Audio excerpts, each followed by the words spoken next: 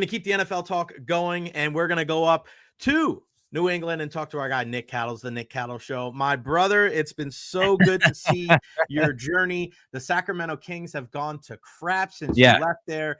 Back doing your thing. Congratulations on all your success, talking all things Boston sports. Happy holidays, happy New Year. How are things, my man? Things are good, man. It's good to see you. Good to hear from you last night, and happy to be here to talk about the Patriots debacle and this head coach search, and now Bill Belichick, I guess, maybe going to the Raiders. I don't know what's happening, Jay.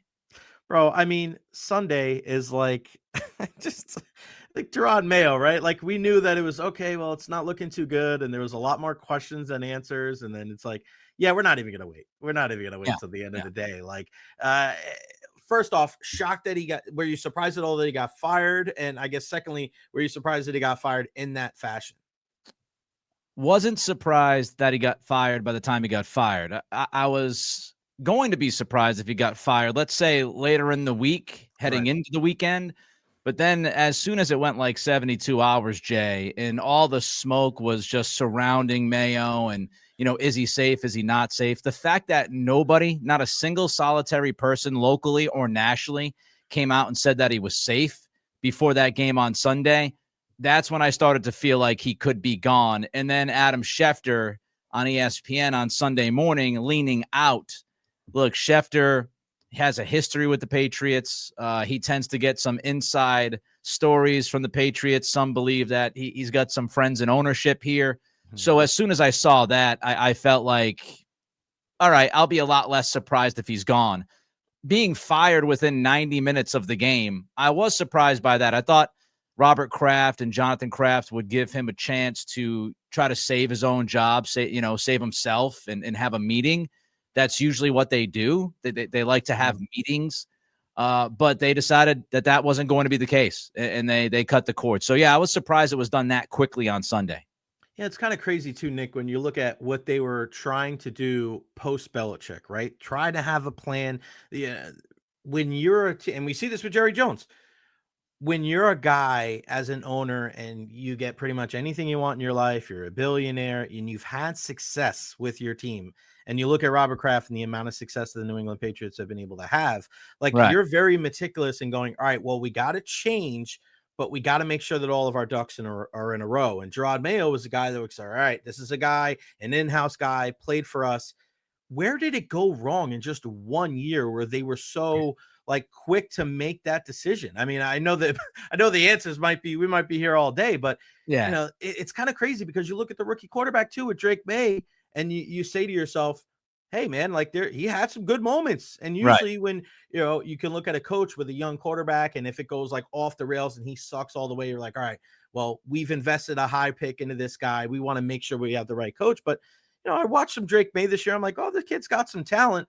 So I guess where did it go wrong? Because it's probably not just one thing that Jerod Mayo did. It seems like there was just kind of a litany of decisions that have kind of led to his ultimate demise. Yeah, where did it go wrong? I guess I'd give you one word: everywhere. I think it went wrong everywhere, Jay.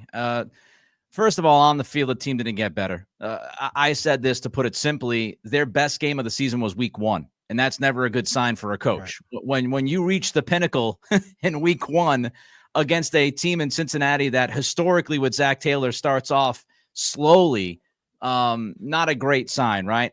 So on the field, there were questions, right? Lack of in-game adjustments, bad clock management, bad timeout usage, players that had been good in prior years regressing, young guys, aside from Drake May, not developing. I mean, Ja'Lynn Polk, who was a second-round pick, he was seen as a plug-and-play guy. Everybody thought that he would at least contribute.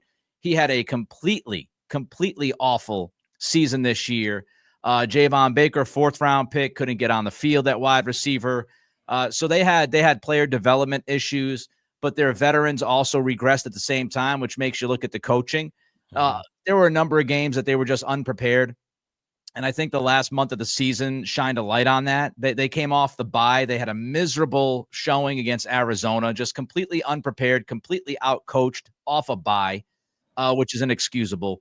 And then they got humiliated at home by the Chargers in the penultimate game of the season. Last week of the season, for all intents and purposes, I don't think that was going to weigh in any kind of way on Kraft's mind of keeping Mayo or not, because everybody knew that Buffalo already had the second seed. New England was playing for the first pick. Buffalo was trying to keep New England from getting that first pick. So, week 18 didn't mean much, really. So that was the on-the-field stuff, Jay. Drake May did get better. I think a lot of people look at that as Alex Van Pelt and Ben McAdoo, the offensive staff working with him. Another issue, by the way, on the field was defensively. I mean, they just dropped like a stone. They fell off a cliff precipitously. Last year, even without Christian Gonzalez for the vast majority of the season, without Matthew Judon for the vast majority of the season, they were still a top 10 defense in DVOA, that analytic. This year they were like 30th, 31st. I mean, their defense, even though they lost, Jawan Bentley and traded Judon, we're not talking about a team that slightly regressed defensively. They fell off the cliff, and that's supposed to be Jerod Mayo's side of the football. His experience is on that side of the ball. He hand-selected DeMarcus Covington to promote him to defensive coordinator. Covington had a brutal year. And then on top of all that, the off-the-field stuff. He kept putting his foot in his mouth with the media. He would say dumb things and walk it back on Monday morning all the time. I called it, Mayo's moonwalk on Monday mornings. He would go out there and he'd backtrack immediately and apologize for something he said. There was a weird situation before the Chargers game where he told local radio 98.5, the place I work at, he told 98.5 in the pregame that Ramondre Stevenson was going to not start. It was going to be Antonio Gibson.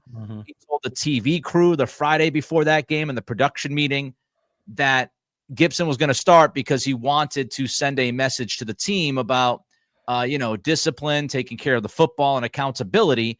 And what do you know? Game starts. Ramondre Stevenson is out there starting. And, according to a story today in The Athletic from Chad Graff, no one really knew why that Mayo backtracked and decided to start Ramondre after all week saying he was not going to start that game.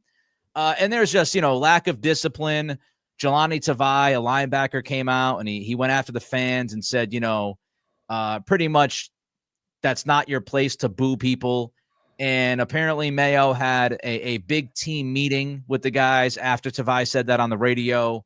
And Mayo told them, look, this is what you got to say when you're asked about the fans. And after that meeting, Tavai doubled down and made it even worse when he was asked by the media, which makes, are they even listening to the guy? Right. Tuning them out. It was just an absolute disaster from the beginning. It was a debacle. It was a circus. By week 17, that Chargers game, it was Martin and Bailey. That's you want to talk about everything. Holy smokes, man. You're right. And you mentioned Ja'Lynn Polk, and I remember being in training camp this year with two of his teammates at Washington with Jalen McMillan and Devin Culp. And I remember talking to Jalen McMillan, who's gotten better and better as the year has gone on with the absence of Chris Godwin. And he goes, watch out for my guy, JP. He's going to do his thing up there with Drake May. And I was like, okay, and he told me that before he walked into training camp. So I was keeping an eye on Ja'Lynn Polk, and I was surprised. I even drafted him, I think, in fantasy as a kind of a stash guy because, as you said, I think that was kind of the national inclination that this guy was going to be a plug and play. And you see Jalen McMillan. I mean, Mike Evans is speaking admirably about him, and he was the third receiver taken out of Washington behind Roma Dunze and Ja'Lynn Polk, and he was a plug and play kind of guy. He was a guy that didn't contribute as much last year as he did 2 years ago due to injury. But yeah, I mean, that's definitely a guy that Washington contingent that we've certainly kept an eye on here because there is so many Washington players like Vita Vea and Joe Tryon-Shrinkin, as I mentioned, Culp and Polk here with the Buccaneers. Yeah, I mean, look, the Ja'Lynn Polk thing is mystifying. I liked him. I watched him a decent amount at Washington, probably at least a handful of times his last year there because, obviously I love college football. I was watching Penix and Adunze and that offense. It was a lot of fun to watch. And I thought he would have 45, 50 catches, 500 yards. And standard rookie year. Yeah, and full of touchdowns. And he was invisible. I mean, after the first couple of games, I think he finished with like 12 catches. I mean, he was absolutely invisible. And even worse, Jay, the focus wasn't there. He was called for a number of penalties, false starts, holding calls.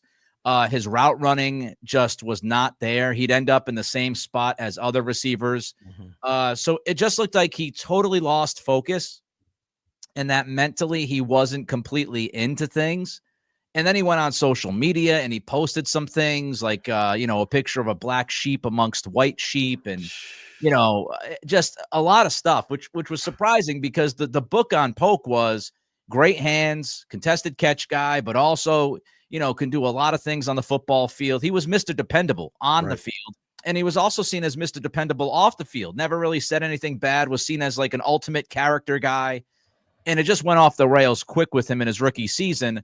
And I don't know what that is. I said this on the radio a week or two ago.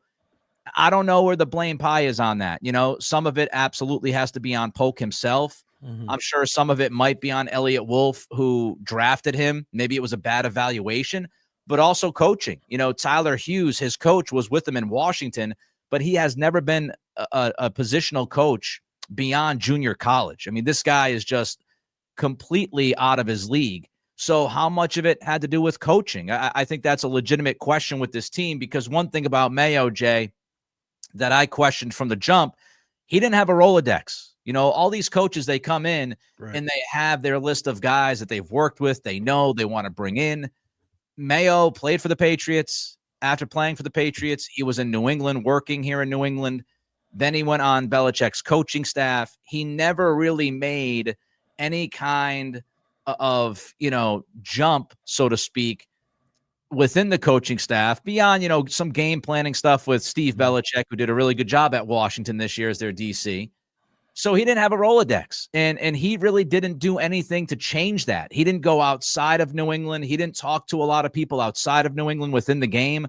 So this coaching staff underneath him was just completely inexperienced in the roles that they had for the most part. And it's because Jerod didn't really have anybody aside from his guy Covington and the guys that were on the staff already in New England to choose from. So again, top on down, it was a mess.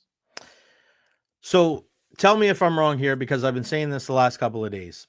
I don't think that the New England Patriots make that move after one season so abruptly, so quickly after the season, if they don't have a firm grasp on who they ideally want to be the next head coach there. I think it makes all the sense in the world to have Mike Vrabel as the next head coach of the New England Patriots, because all things that you just said, he already has done in Tennessee. He has the experience of talking to different guys around the league. He's got relationships that permeate throughout the National Football League. I think it's the perfect marriage. I think it's part of the reason why they were so swift in making the move. So Vrabel didn't possibly go to the Jets or some other place. What say you about the possibility and the likelihood that Mike Vrabel is that next guy for the Crafts? I wanted Vrabel last year. I would have picked Vrabel over Mayo. The problem was Robert Kraft made a huge mistake by putting a succession language in the contract of Mayo, which pretty much made it a guarantee that he was going to be the next head coach as soon as Belichick was gone. So that was the first mistake that really created this entire mess. So they really didn't have a chance to go get Vrabel last year. I think they would have been very interested in Vrabel last year. I think he probably would have been the head coach of this football team right now if it weren't for that language in Mayo's contract.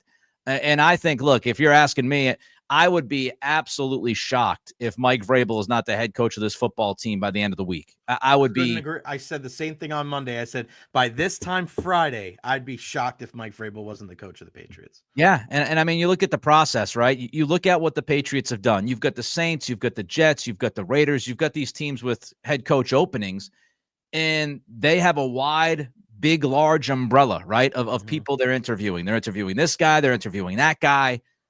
The Patriots have interviewed Pep Hamilton, who has not been in the league since 2022.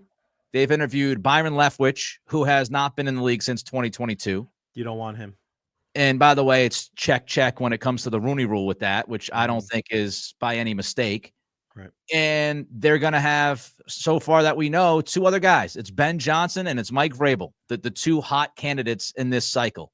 So they're not adding any more interviews, which tells me the two guys you've interviewed already, they have no chance of being the head coach. So it comes down to Johnson or Vrabel, and just the way the things have been laid out. And as you said, the fact that you fire Mayo when you do, because Vrabel can personally meet with teams right now.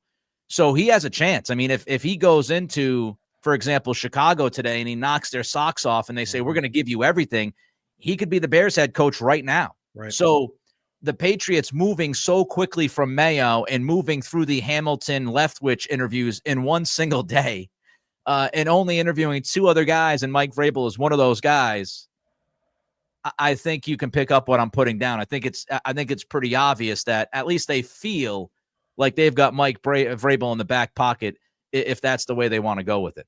Yeah, I feel a lot better about what I said earlier this week, knowing that you just said the same exact thing. It just, I mean, I think the writing is on the wall. Trust me, the whole Byron Leftwich thing. And it was funny because I was talking to my buddy Jamal St. Cyr from Jacksonville yesterday when we were talking about Byron Leftwich, because he was, all the words were that he was going to take that job. And you want to talk about bad press conferences, go back to his last year as the offensive coordinator, where he's pretty much arguing with the local media about this isn't fantasy football. And we weren't giving him opinions about the running game. They were 32nd in the league, right? I mean, it wasn't something we were making up. You guys are struggling running the football. Well, we're not really struggling. Right. You're 32nd in the league, Byron. Like, nobody was trying to insult the guy, and we want to see him do well. But I mean, it says a lot that he was struggling with the media.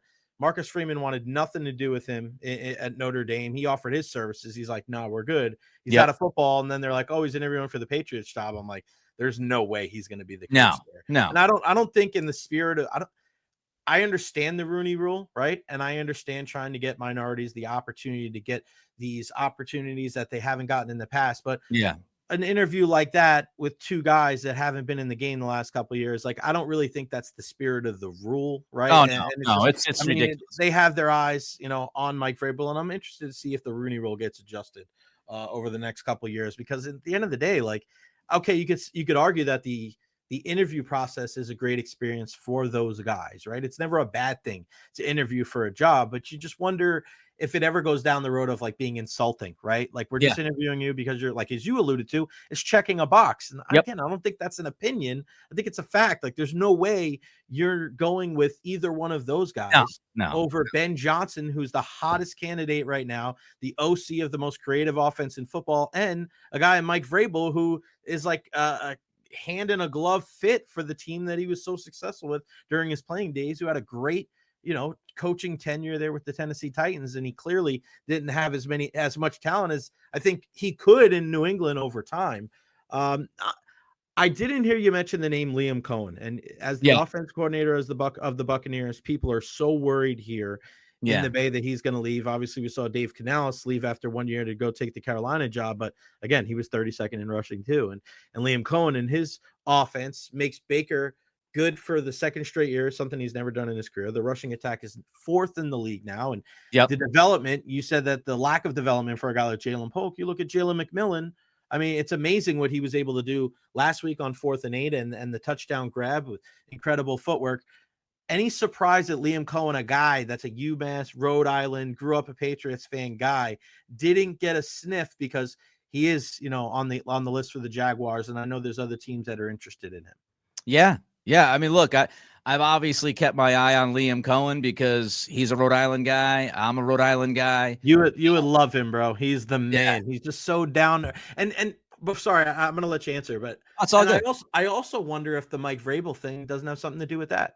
Like, if they were really trying to cast a wide net, like, hey, right, because we don't every year that top offensive coordinator doesn't, only goes to one team, or like we saw with last year, Ben Johnson, he stayed with the Lions. So if the Patriots were really unsure of whether Ben Johnson or Mike Vrabel was going to be the guy, I think Liam Cohen is kind of a natural like option C at the very worst. Yeah, look, if you're asking me, I would have interviewed him. I would have had him as part of the process, no doubt about it. Unequivocally, I think he's an interesting name. I don't know if they would have ultimately pulled the trigger, because I think a big part of this is Kraft is very shaky looking at a first-time head coach, which is another reason why I think it's going to be Vrabel after going through the Mayo situation. I don't think he wants to take another shot at a guy who hasn't done the job, because if it fails, oh boy, then you went from Belichick to fail to fail.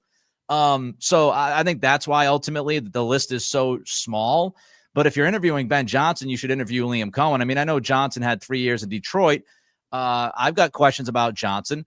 But Cohen's done a great job, man. I mean, look, you lose Mike Evans for, what was it, a month at least this season due to the hammy. You lose Chris Godwin. I mean, you lost your top 2 receivers, and he was able to kind of figure some things out. And I think you look at the development and and the production from a McMillan, where he's jumped the last 6 or 7 weeks. He's given you, 4 or 5 catches. That catch last weekend, you're right, was just tremendous, tapping them toes and getting them in the end zone. You look at a guy like Bucky Irving, who's fun and explosive, a young player. So I think he's done a great job, and I would not be surprised whatsoever if he is gone within the next year. He might not get it this time around, but I think you just look at the overall process, Jay, or lack thereof. I mean, even if you want to go back to the minority coaching thing, the reason why I say is checking the boxes is because you have plenty of minority coaches out there that are deserved of having an interview. And you look at Robert Saleh, you look at Aaron Glenn, you look at Anthony Weaver from Miami. There's a number of guys that you can look at that are currently in the NFL right now. And I know some of them can't do, you can't do in-person interviews, but if you're having a serious process here, you're on a Zoom, you're on the phone, you're talking to those guys to at least get an idea of what they bring to the table. Brian Flores, who was here with the Patriots, who has a connection with the Crafts. So the fact that they're not even talking to Flores and Glenn and some of those other guys, again, I think it tells you where this thing is headed. If Vrabel backs out, something happens there. I mean, maybe they start the process over again, but I think this is Johnson or Vrabel and heavily lean towards Vrabel. Yeah, and what you said about Jerod Mayo before about the lack of kind of like spreading his wings, I look at Liam Cohen and I look at a guy that was at Kentucky and he was running those offenses in the SEC. He was with the Rams with Sean McVay and Zach Robinson, now the offensive coordinator at Atlanta Falcons. And you look at, I think, in all the sports, and you're like me, you love all the sports, where it's like the best coaches are the ones that are like, I'm going to go watch Steve Kerr for 2 weeks, right? I'm going to go out there and I'm going to go spend spring training and I'm going to go a week with, Dave Roberts in LA. Like, you know what I mean? Like those guys, if you're still stuck in that one, even if you come from Bill Belichick, arguably the greatest coach in the NFL, like your life experiences weren't the same as his. Like this was the defensive coordinator of the Giants for the greatest defensive player of all time, and Lawrence Taylor. Like he's with Cleveland. You know what I mean? Like he had experiences all over the place. He wasn't just the New England head coach, even though ultimately that's what he's going to be remembered by. Before I let you go, I want to talk some hockey because the Lightning do play the Bruins tomorrow night at Amalie Arena. Do I have to? I mean, there's such a one of my favorite players that I've ever gotten a chance to talk to in my life, David Pastrnak. Met him a couple years ago at the All-Star game down in South Florida. I asked him, who's your favorite 88? Because there's so many 88s. And he goes, there's only one answer, Andrei Vasilevsky. And he made me take their picture together. Nice. Pasta he was great. All he wanted to do was play with Kucherov. All he wanted to do was hang out with Andrei Vasilevsky. I was like, this is the reason why you're on Dunkin' Donuts commercials. Everybody loves you. And then you have Brad Marchand, who, the Rat, but when we had the All-Star game here, they had a big picture of the Rat and he posed for it. Like, I love that he plays the foil, plays the heel. But what can we expect from tomorrow night? I mean, regardless of what the record is, it seems like whenever these two teams play, Pasta, Kucherov, Marchand, Point, like one of those guys is going to do something insane. Yeah, look, it's not good what's going on. I wish I could sit here. If you ask me about the Celtics, maybe I could give you some good stuff, but it's not good with the Bruins. They've lost 5 in a row. Pastrnak, career low shooting percentage. He's had somewhat of a down season. 2 games prior to last night's loss where they just got humiliated by Edmonton. He did score 2 goals in each of those 2 games, so maybe he's getting it going a little bit, but he's been a disappointment this year. Marchand got off to a slow start. He had some surgeries over the offseason, including a hip, but he's played much better as of late. So Marchand's played much better. Their best player early in the year was Hampus Lindholm, and he's been out for a while with an injury. He was on the ice yesterday. I don't think he's going to be back, within the next week or so, but so that hurt them as well. But look, they lack scoring. Everybody knew they lacked scoring. They needed to go out and get secondary scoring. They brought in Elias Lindholm, who is not, a huge scorer. He's a 20-goal guy, 25-goal guy, tops, right? They lost DeBrusque. They lost Danton Heinen. So they lost some quality scoring. Van Riemsdyk, who had, 11, 12 goals last year. So they lost some of their scoring. They said before the offseason that they wanted to add scoring, and they didn't do it. And then they went out and they signed, Zadorov, Nikita Zadorov, a defenseman, a big defenseman, left shot guy, right? And they decided to sign him instead of signing a veteran wing for the $5 million or $6 million they spent on Zadorov. So I hated that idea. I didn't mind Zadorov as a thought, but I would have went wing with my money. They didn't. Zadorov got off to a terrible start. He's been a little bit better lately. He can't stay out of the box consistently, which is a problem. And you look at special teams. Look, their penalty kill sucks. Their power play sucks. The goaltending, they paid Jeremy Swayman big time money this offseason. As of before last night, he was 40th in the NHL in save percentage. So Swayman has not been nearly good enough. And last night at the Garden, fans started chanting "Fire Sweeney," the GM. So wow. I think people have had enough. So it's not good. Again, 5 losses in a row. They've got a tough schedule coming up. This thing could completely crater quickly if it's not already starting to. Surprised that Monty got fired? I mean, they really no grace period for him. No, I don't think so. Look, I don't think he was getting to the guys, and he was doing this. We're going to shuffle, we're going to shuffle the lines every single night. It was like the Jim Montgomery blender. Right. Every night it was something different. They were hoping their young guys like Merkelov and Lysell and Patra would give them a boost scoring wise and some energy. None of that has happened. None of those 3 guys have done anything. So, I mean, their 4th line has been their best line from beginning to right now, really, when you look at it. And they just allow guys to operate in space way too often. There's just way too much space out there on the ice. Mm-hmm.